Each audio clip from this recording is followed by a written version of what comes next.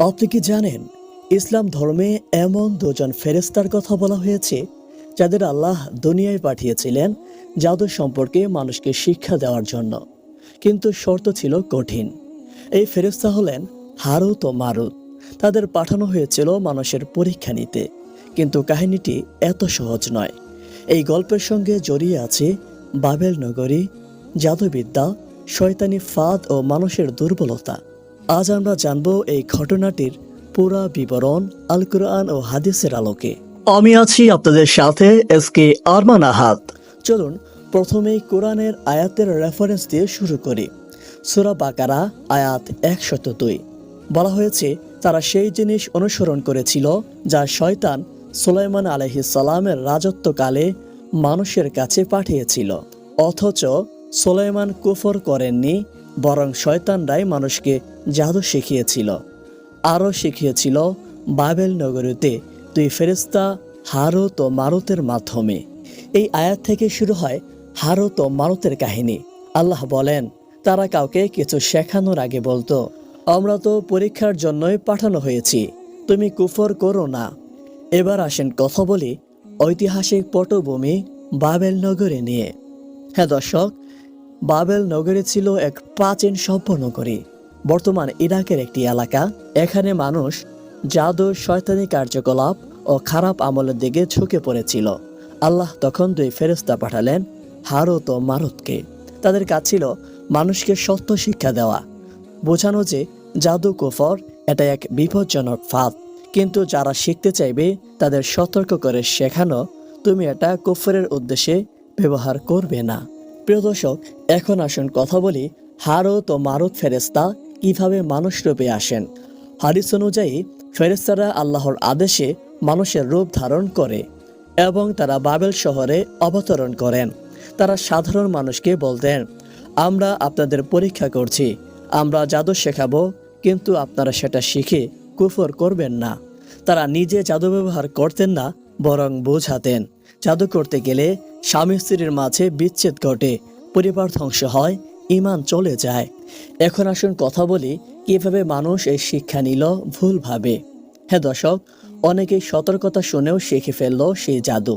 কেউ শিখল প্রেমে ফেলতে, কেউ শিখল স্বামীকে বশ করতে, আবার কেউ শিখল শত্রুকে ধ্বংস করতে।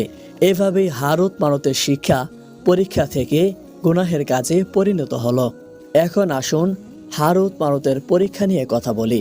একটি বর্ণনায় আছে, ফেরেশতারা একবার বলেছিল, হে আল্লাহ, মানুষ এত পাপ করে কেন? আল্লাহ বলেন, তোমরা যদি তাদের জায়গায় থাকো তখন বুঝবে। তখন হারুত মারুতকে দুনিয়ায় পাঠানো হয়। তাদেরকেও এক সুন্দরী নারী পরীক্ষা নেয়। কেউ কেউ বলেন তারা গুনাহে লিপ্ত হন এবং এক সূরার নাম বলার বদলে মদ পান করেন এবং এরপর তারা আল্লাহর গজবে পড়েন। তাদেরকে একটি কূপে ঝুলিয়ে রাখা হয় এবং কিয়ামত পর্যন্ত শাস্তি চলছে। তবে এটুকু অংশ তাফসিরে রয়েছে, কোরআনে স্পষ্ট নয়, কিন্তু ইসরায়েলি কাহিনীর প্রভাবও রয়েছে। তাই এই বিষয়ে নিরপেক্ষ অবস্থান নেওয়া অনেক বেশি উত্তম। প্রিয় দর্শক, এখন আসুন কথা বলি, জাদু কি এখনো আছে? হ্যাঁ, জাদু বাস্তব। কোরআনে বলা হয়েছে মানুষকে আলাদা করে দেয়। হাদিসে আছে, নবীজি সাল্লাল্লাহু আলাইহি ওয়াসাল্লামের উপরও লাবিদ ইবনে আসাম নামে এক ব্যক্তি জাদু করেছিল। নবীজি দীর্ঘদিন অসুস্থ থাকতেন, ভুলে যেতেন।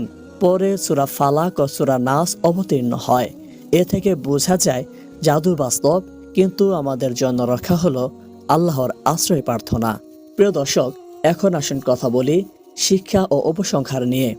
হারুত ও মারুতের কাহিনীতে আমাদের শিক্ষা হচ্ছে, পাপের প্রতি আকর্ষণ মানুষের সহজাত দুর্বলতা।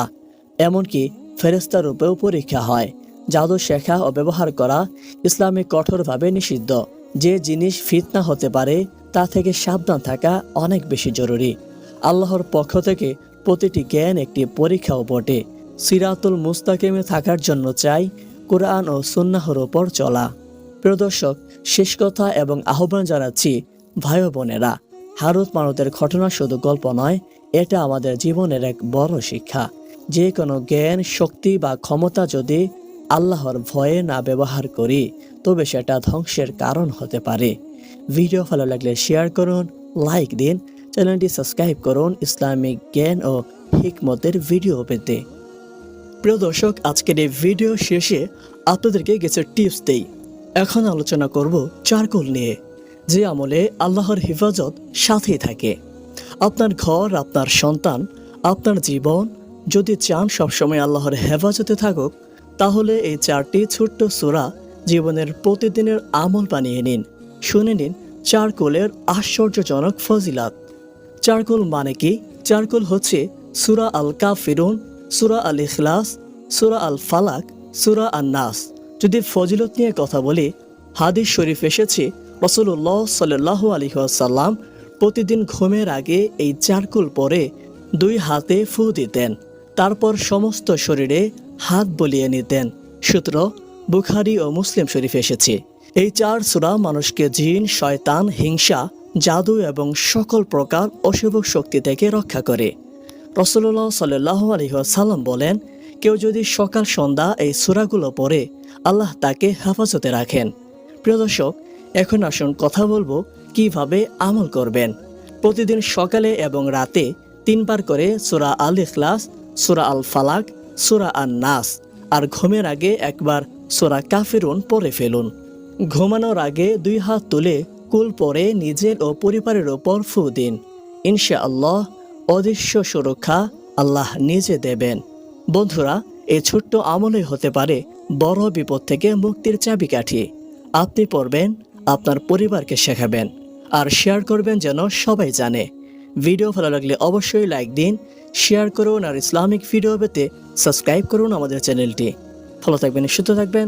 আসসালামু আলাইকুম।